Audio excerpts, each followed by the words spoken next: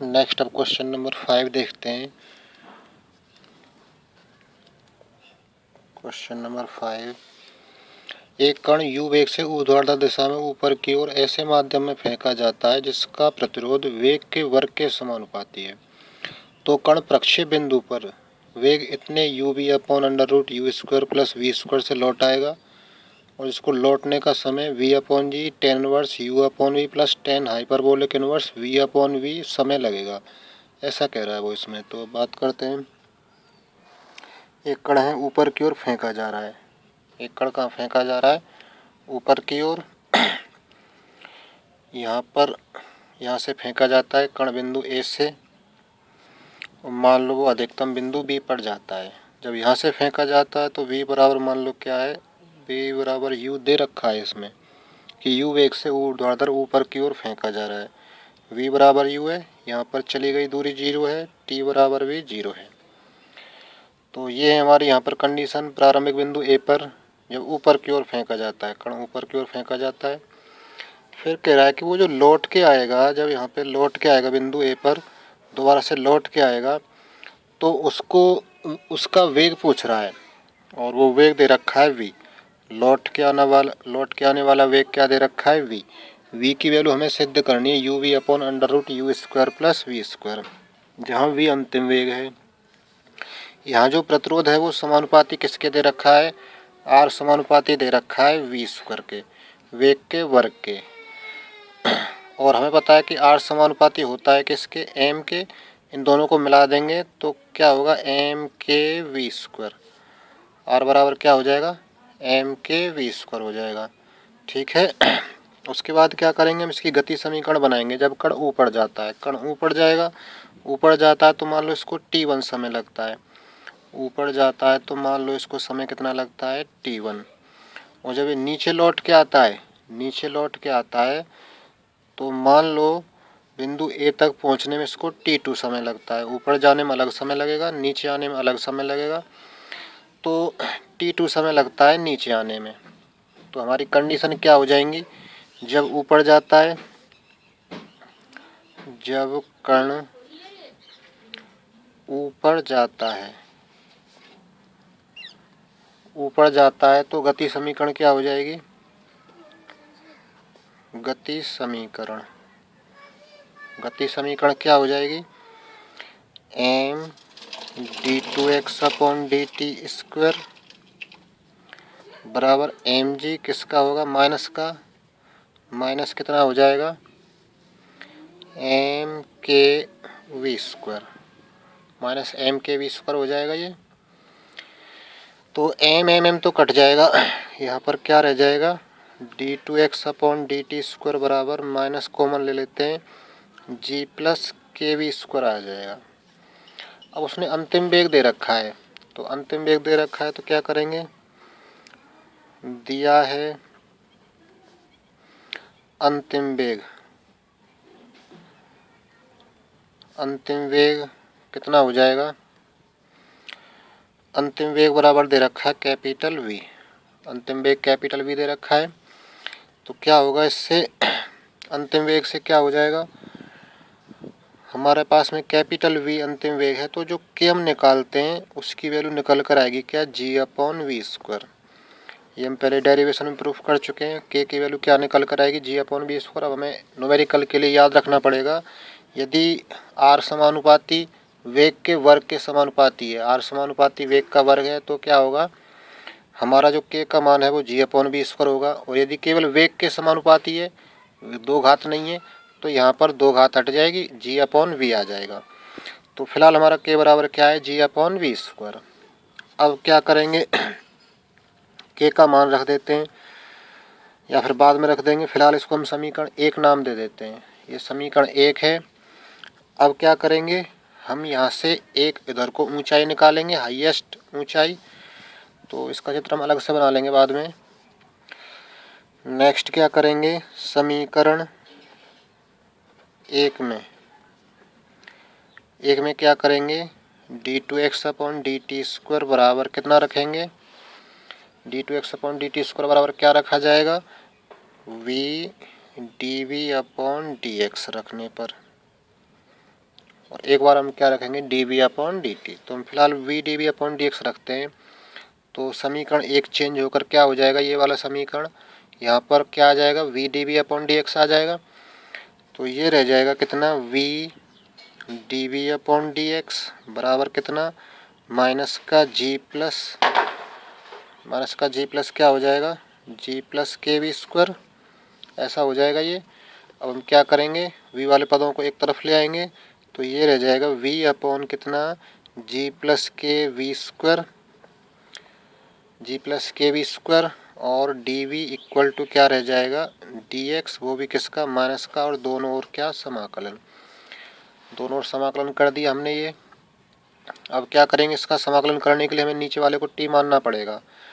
तो माना ये डेरिवेशन भी इसका रिवीजन होता है, डेरिवेशन भी ऐसे ही चलता है। माना जी प्लस के वी स्क्वायर बराबर कोई संख्या t मान लेते हैं। तो इसका मतलब क्या होगा, टू के वी डी वी बराबर t का समाकलन क्या हो जाएगा, डी टी। तो वी डी वी की वैल्यू क्या हो जाएगी, वी डी वी की वैल्यू क्या हो जाएगी, डी टी अपॉन टू के। वी डी वी की वैल्यू क्या हो जाएगी, डी टी अपॉन टू के। डी टी अपॉन टू के यहाँ रख देंगे, डी वी की जगह पर, वी डी वी की जगह पर।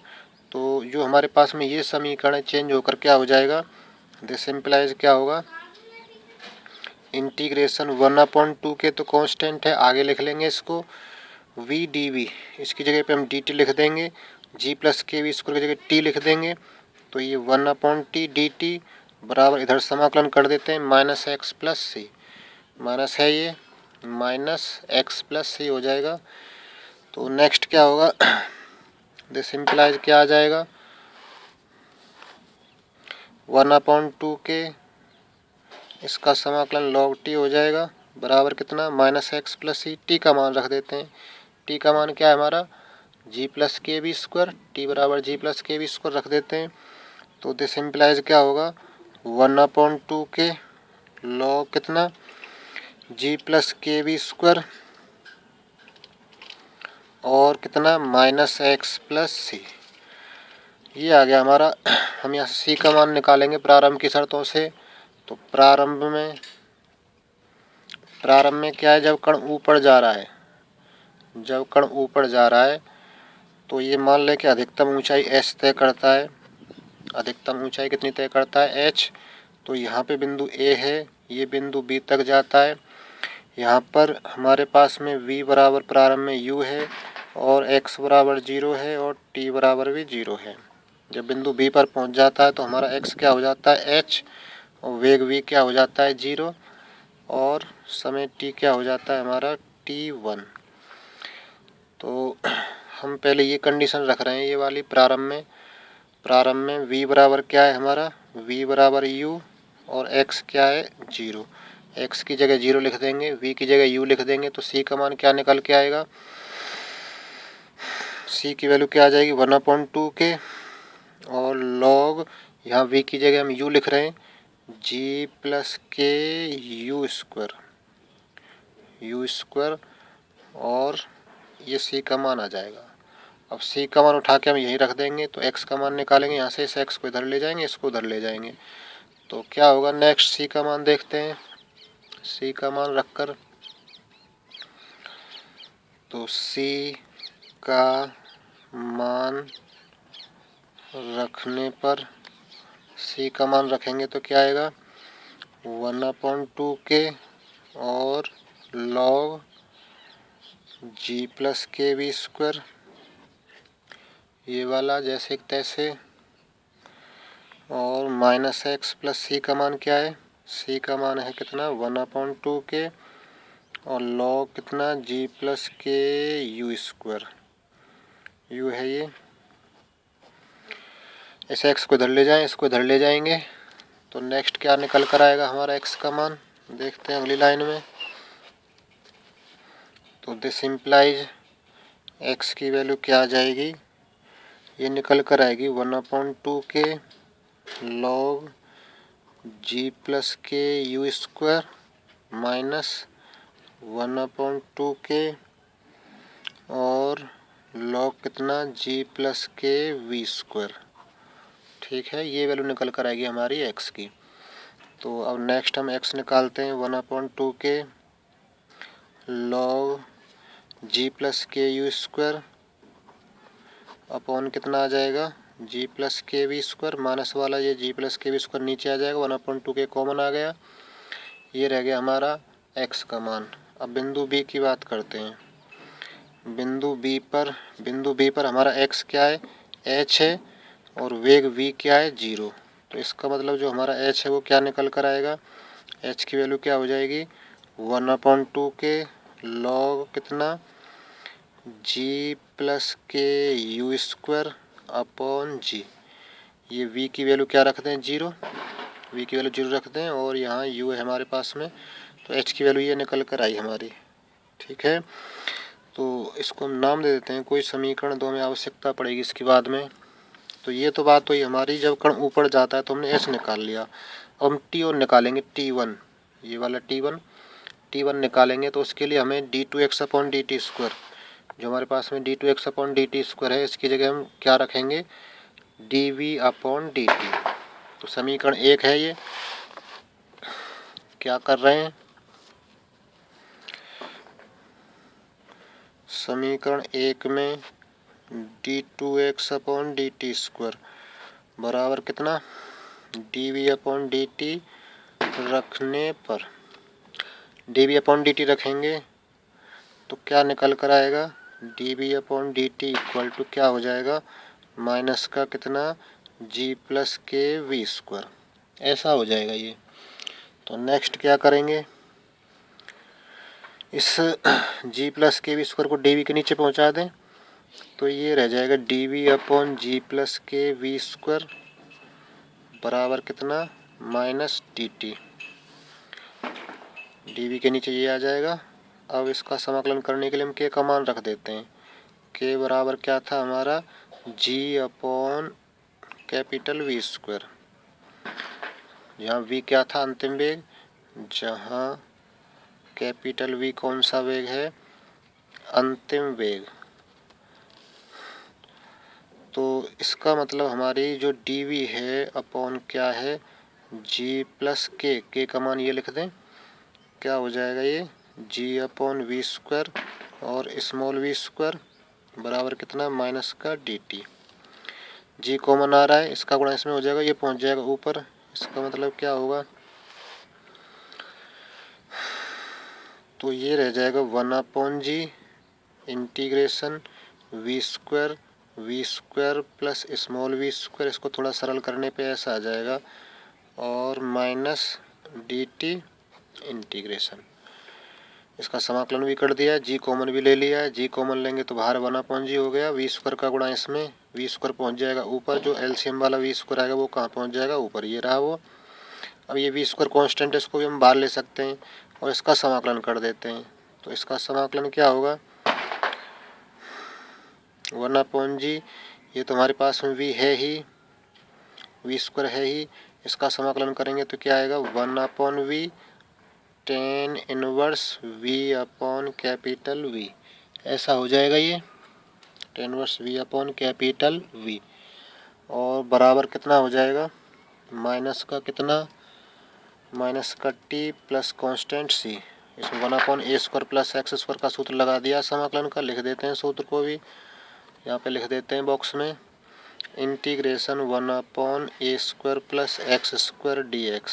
क्या होता है ये 1/a tan inverse x upon a का काम हमारा क्या कर रहा है यहाँ पर v कर रहा है, तो 1/v tan inverse v upon capital v बराबर माइनस टी प्लस सी। तो यहाँ एक v कट जाएगा, क्या रह जाएगा ये v अपॉन कितना v अपॉन g और tan इनवर्स कितना v अपॉन कैपिटल v और माइनस टी प्लस सी। अब हम प्रारंभ की बात कर लेते हैं। प्रारंभ में क्या है, प्रारंभ में कितना है, स्मॉल टी हमारा 0 है और स्मॉल v हमारा क्या है कैपिटल U है, स्मॉल v की वैल्यू क्या है कैपिटल U। तो इसका मतलब क्या होगा, यहाँ पे रखेंगे तो ये हो जाएगा c का मान क्या निकल कर आएगा, सी बराबर हो जाएगा इसकी जगह 0, तो ये हो जाएगा V/G tan इनवर्स V की जगह capital U upon capital V। T की वैल्यू हम 0 रख रहे हैं, तो सी की वैल्यू ये आ जाएगी। तो सी का मान यहाँ रखने पर टी का मान क्या आ जाएगा? दिस इम्प्लाइज क्या होगा? सी का मान रखने पर, सी का मान यहाँ रखेंगे तो हम टी की वैल्यू निकाल लेते हैं। स्मॉल टी इक्वल टू क्या हो जाएगा? इसको इधर ले जाएंगे, इसको इधर ले जाएंगे, ये रह जाएगा V/G tan inverse U upon V और minus V/G tan inverse small v upon capital V। इस टी को इधर ले जाएंगे, इस पूरे को उधर ले जाएंगे सी की ओर। सी का मान रख दिया है ये वाला, ये रहा। तो ये हमारा टी का मान ये निकल के आया। अब ये तो हमारा स्मॉल टी है। अब हम बिंदु बी की बात करते हैं। बिंदु बी पर क्या है हमारा? स्मॉल टी तो किस में चेंज हो गया? कैपिटल T1 में। और स्मॉल v क्या हो जाएगा बिंदु बी पर? बिंदु बी ये रहा हमारा। बिंदु बी पर x बराबर h, v बराबर 0, t बराबर क्या है? T1। तो v बराबर क्या हो जाएगा? 0। तो v बराबर 0 यहाँ लिख दें। v बराबर 0 यहाँ लिख देंगे तो कैपिटल T1 क्या निकल के आएगा हमारा? V/G और tan इनवर्स कितना? U upon capital V। ये निकल के आएगा हमारा। और ये यहाँ रखेंगे v की जगह 0, तो ये पूरा 0 हो जाएगा। तो हमारा T1 यही रह जाएगा केवल। तो ये हमारा T1 आया है। हम पहले एच भी निकाल चुके हैं। ये समीकरण है हमारा कौन सा? तीसरा। हम एच भी निकाल चुके हैं, कैपिटल एच हमारा कितना आया था? ये रहा एच का मान आया था ये 1/2 के, और ये है, ये हमारा एच का मान है। हमें इसकी आवश्यकता पड़ेगी बाद में। फिलहाल हमने ऊपर जाते समय T1 निकाल लिया है और एच निकाल लिया है। अब हम गति को नीचे करवाते हैं। कण हमारा ऊपर चला गया, कण नीचे आ रहा है, तो गति समीकरण क्या होगी? हमारी कंडीशन भी चेंज हो जाएगी, क्षेत्र भी बदल जाएगा हमारा। क्या होगा? ये कोई हमारा बिंदु बी है। यहाँ से भी गिरना प्रारंभ कर रहा है, बिंदु ए पर पहुँचेगा जहाँ से वो फेंका गया था। यहाँ से जब ये नीचे जाएगा तो इस जगह पर हमारी x0 होगी, x0 होगा, और वेग भी क्या होगा? 0, और t भी क्या होगा हमारा? 0। x भी 0 होगा, वेग भी 0 और t भी 0 होगा। जब क्योंकि यहाँ से चलेगा तो उसका वेग प्रारंभ में हमारा 0 होगा, और जब नीचे पहुँचता है तो x तो हमारी क्या हो जाएगी? h, पूरी दूरी हो जाएगी h, और t हमारा क्या हो जाता है? T2, और वेग क्या हो जाता है हमारा? वेग v रह रहा है। वेग हमारा क्या है? v है, v बराबर v। ऐसा कह रहा है प्रश्न में दे रखा है कि जो हमारा वेग है प्रक्षेप बिंदु पर जहाँ से फेंका गया, ये हमारा ए क्या है? हमारा प्रक्षेप बिंदु है जहाँ से फेंका गया है। प्रक्षेप बिंदु ए है जहाँ से फेंका गया, उस जगह पर वेग हमारा क्या है? v ही है। तो हमारी गति समीकरण क्या हो जाएगी? नीचे की ओर गति समीकरण। नीचे की ओर गति समीकरण क्या होगी? ये हो जाएगी m d2x अपॉन dt² बराबर mg। नीचे की ओर कार्य करेगा। mg कहाँ होगा हमारा? नीचे की ओर। जब ये कण नीचे गिर रहा है तो mg पॉजिटिव होगा। माइनस प्रतिरोध की वैल्यू क्या है? mkv²। हम निकाल चुके हैं पहले। प्रतिरोध की वैल्यू क्या है? mkv²। तो ये हमारी वैल्यू निकल कर आई। m कट जाएगा तो क्या रह जाएगा यहाँ से? d2x अपॉन dt² बराबर g माइनस क्या हो जाएगा? kv²। g माइनस kv² हो जाएगा। तो ये आ गया हमारा एक समीकरण कौन सा? 4। इसमें हम क्या करेंगे? एक बार d2x अपॉन dt² की जगह v dv अपॉन dx लिखेंगे, और एक बार dv अपॉन dt लिखेंगे। देखते हैं क्या आता है अगले पेज में।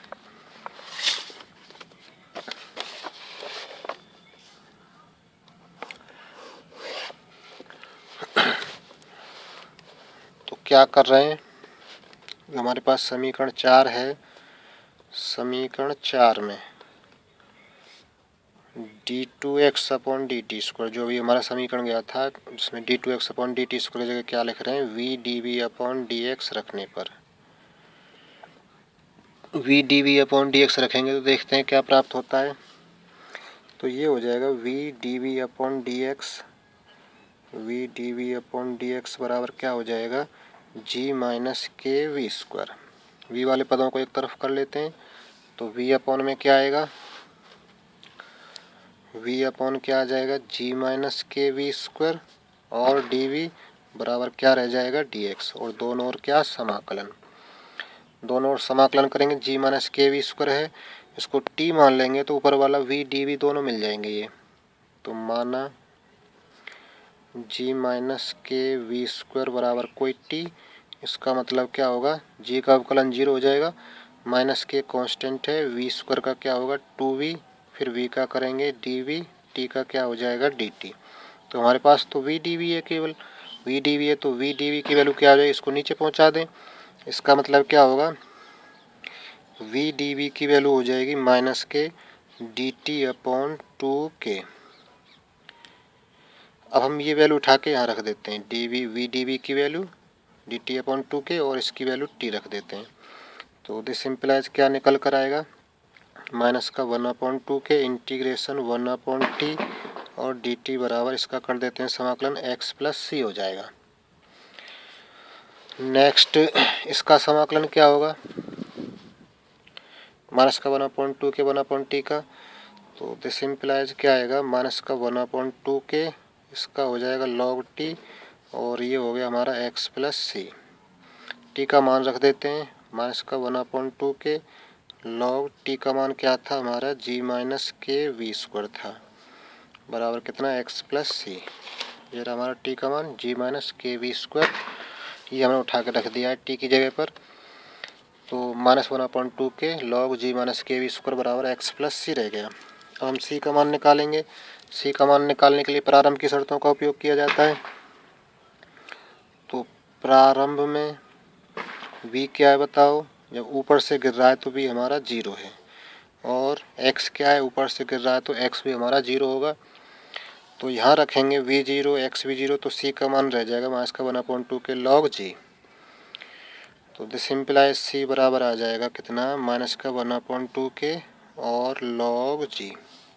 ये वैल्यू आ गई हमारी c की, उठा के यहाँ रख देते हैं, तो इसका मतलब क्या होगा, x का मान ही लिख देते हैं डायरेक्ट, c का मान यहाँ रख रहे हैं, तो x का मान हो जाएगा, c का मान यहाँ रखेंगे, इसको इधर भेज देंगे 1/2k log g और माइनस 1/2k log कितना, g minus k we square, ये रह जाएगा log g minus k we square.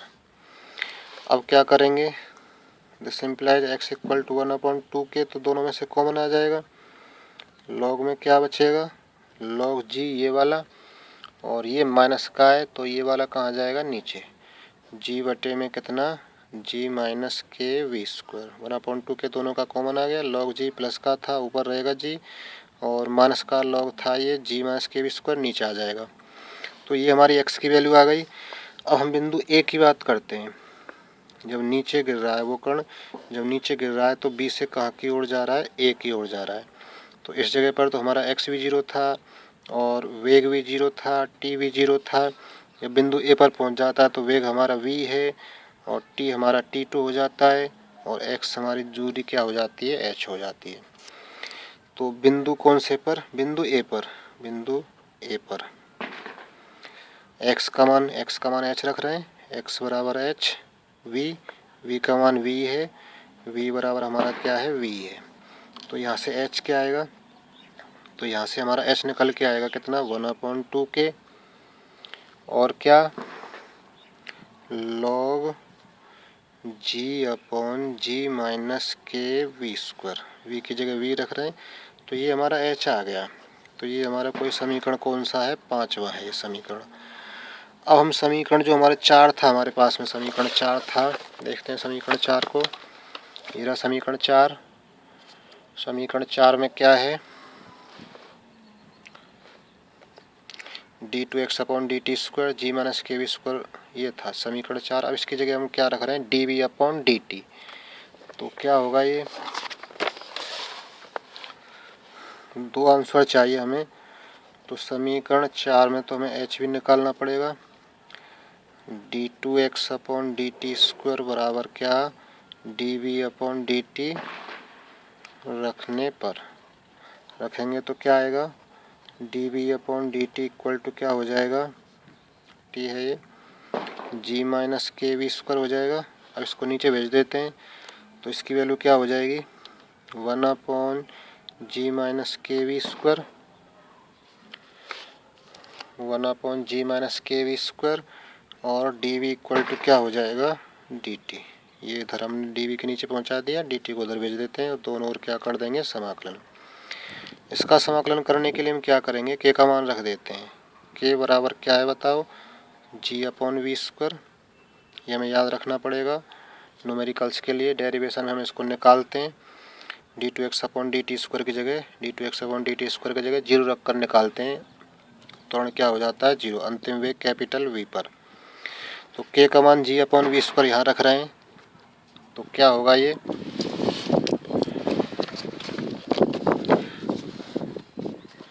रह जाएगा कितना, समाकलन 1/g-g/v² और स्मॉल v² और क्या, dv बराबर कितना रह जाएगा, dt।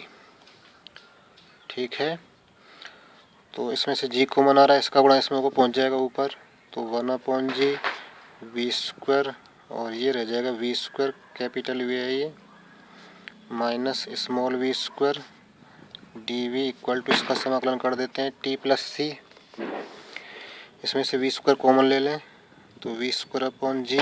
इसका समाकलन क्या होगा, इसका समाकलन होगा 1/v tan हाइपरबोलिक इनवर्स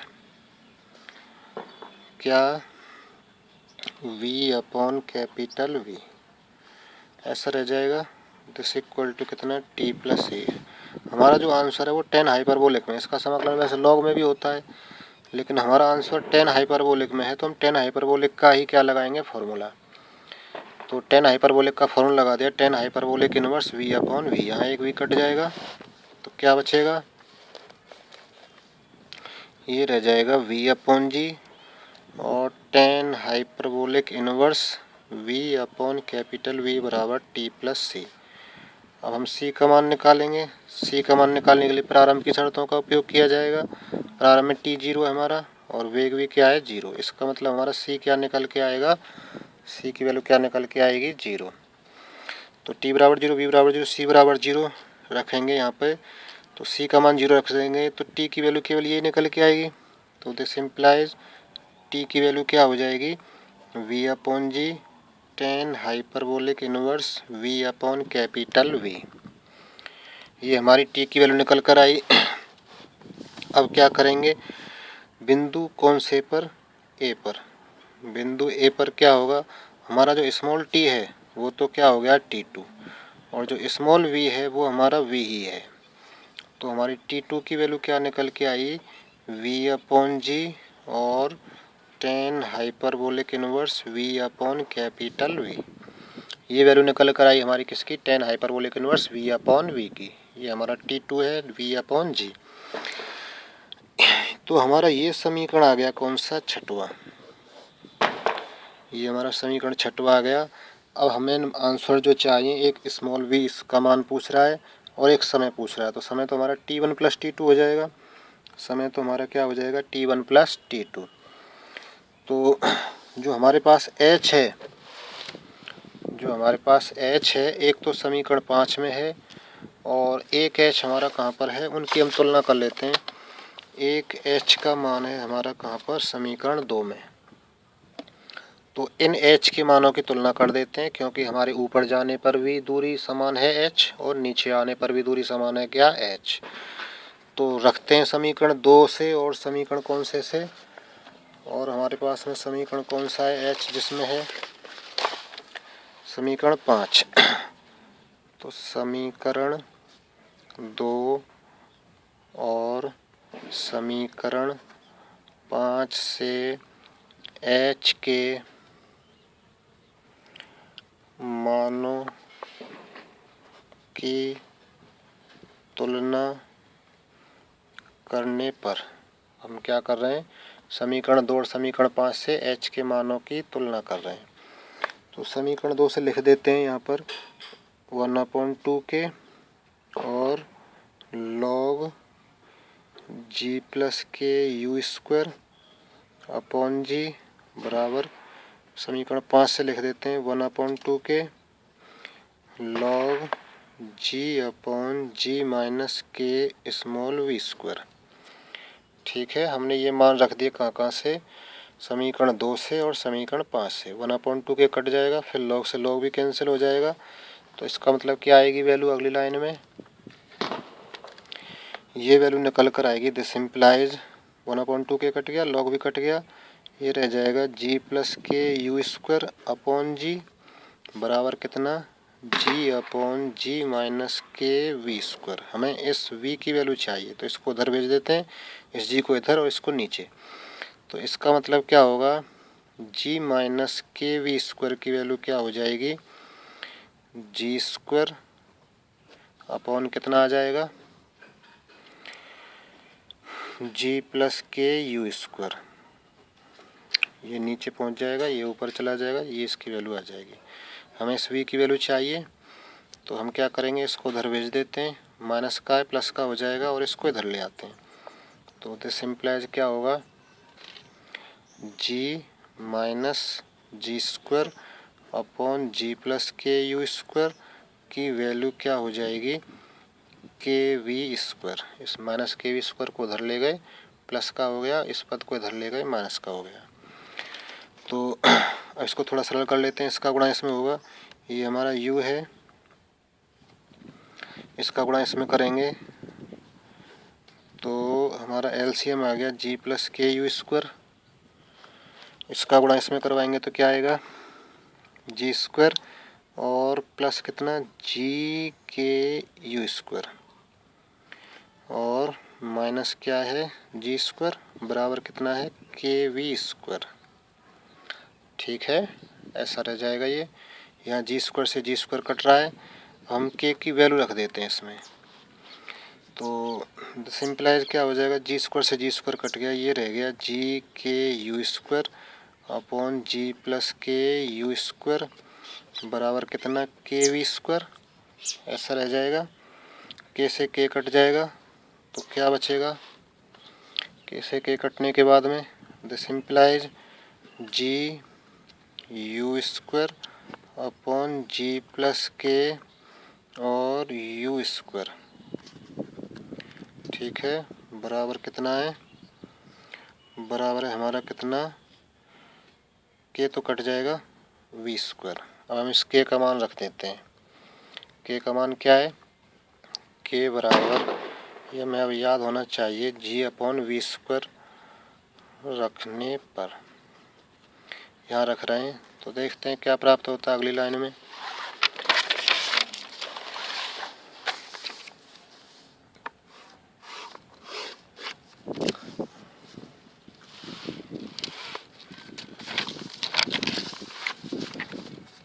तो रखते हैं इसमें, तो ये हमारा कितना देख लेते हैं पीछे, G you square, G you square upon ji plus G upon we square into U square बराबर कितना, वी स्क्वायर।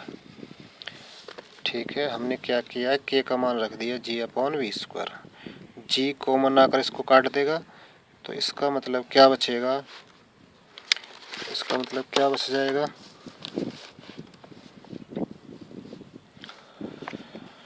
ये रह जाएगा u square upon 1 plus u square upon we square की वैल्यू क्या हो जाएगी, वी स्क्वायर।